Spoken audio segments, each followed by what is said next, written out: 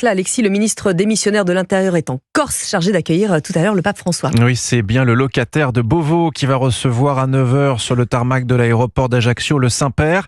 Le président de la République, lui, échangera avec François en fin de journée.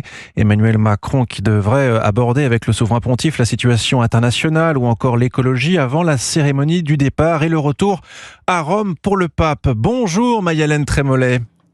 Bonjour Alexis, bonjour à tous. Envoyé spécial d'Europe 1 en Corse. Et cette rencontre entre Emmanuel Macron et le pape, elle aura donc finalement bien lieu, malgré les tergiversations du côté de l'Élysée.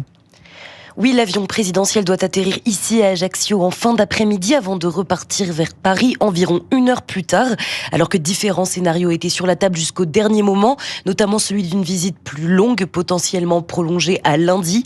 Emmanuel Macron ne quittera finalement pas l'aéroport. Le chef de l'État doit s'entretenir avec le souverain pontife une demi-heure environ avant son retour au Vatican pour une rencontre rapide donc autour de la situation en Ukraine ou encore au Moyen-Orient. Une rencontre, on l'a compris, Maï-Hélène, express donc sur fond d'affaiblissement des relations entre le Vatican et l'Élysée. Oui, d'abord parce que le pape choisit la Corse pour se déplacer en France, une semaine seulement après la réouverture de Notre-Dame de Paris. Malgré les multiples invitations lancées par l'Élysée, le souverain pontife a brillé par son absence, une déception pour la présidence française.